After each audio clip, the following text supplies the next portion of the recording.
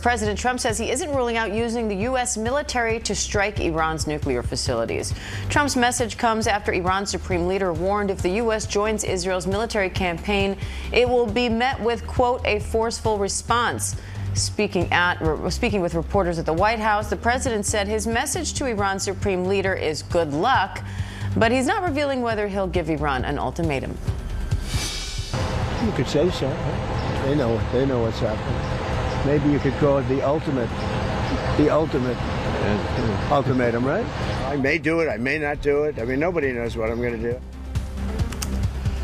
Let's bring in ABC News senior White House correspondent Selina Wang, ABC News foreign correspondent Marcus Moore in Tel Aviv, and ABC News contributor Mick Mulroy for more. Selina, what options does the president have right now?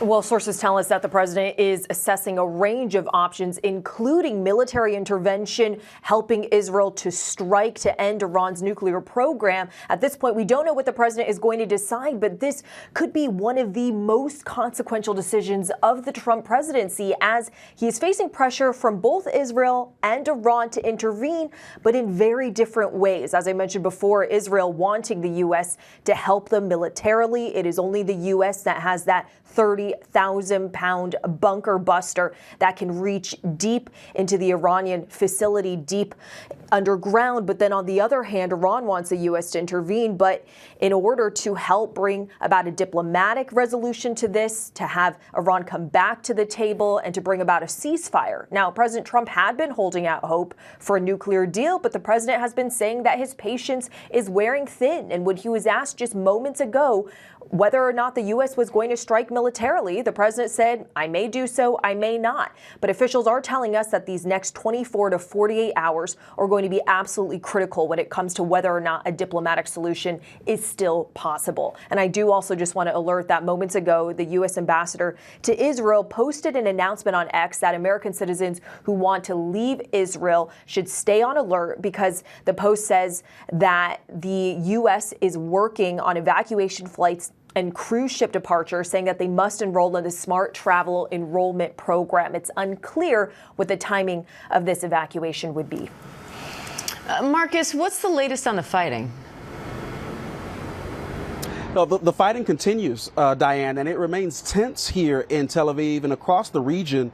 The Israeli Air Force carrying out airstrikes in Tehran, again hitting what they say are factories for centrifuges and missiles. The IAEA also confirming that Israel has hit 2 centrifuge production facilities in Iran. Now, in terms of Iran's retaliation, what's notable is we've noticed a change in the size of Iran's most recent strikes. Fewer missiles being fired in each wave.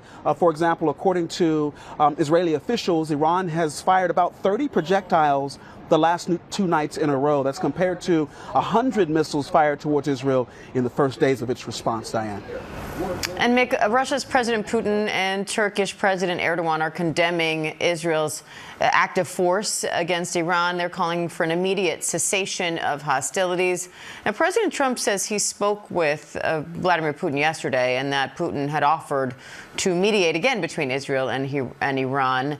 Trump says he suggested working on Ukraine first. What do you make of that? The offer, now these new comments from Putin, and the whole mix of this? So, Diane, I don't take it seriously, quite frankly. President Putin is the one that elected to go into a neighboring country and try to take it over. So him acting as some kind of peace negotiator in this conflict, I don't even think should be taken seriously. It's clear that the U.S. is ready to take this strike. We are postured. We have the right military assets in the region, not only to do that, but also to protect ourselves should Iran retaliate for those strikes.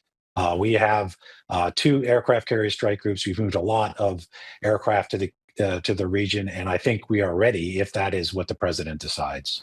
Selina, the president admits that not all Republican lawmakers support U.S. intervention in Iran. What kind of pressure is he under right now?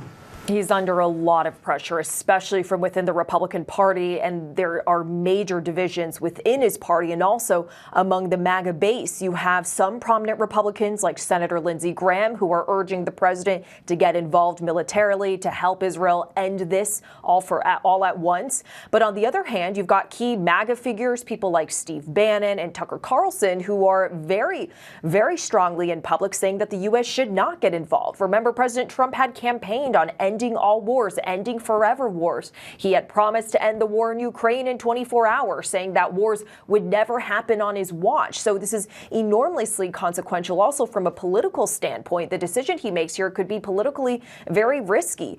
But the big question as well, Diane, is if the U.S. does intervene militarily, what happens next? Because it is possible that Iran would then come back, target U.S. forces, U.S. interests and troops in the region, which is why we are seeing the U.S. military pre-position some of those assets. Marcus, Israel now claims to have hit 1,100 Iranian targets in and around Tehran. Where do things stand right now? What are you watching for today? We'll, of course, be watching to see whether the U.S. joins this war in a more active way, as we were just hearing Selina talk about. And by now, we've reported on the threats and the responses to that potential development. But I think we'll also be looking at Iran's moves in terms of those airstrikes that seem to involve fewer missiles. It does raise questions about why. Israeli military officials claim that they've crippled Iran's ability to strike back. But Iran may also be saving its firepower, so to speak, for a longer multi-front war, especially with the prospect of the U.S. joining this Israeli operation. So we'll be watching all of that. Diane. All right, Selina Wang, Marcus Moore, Mick Mulroy, thank you.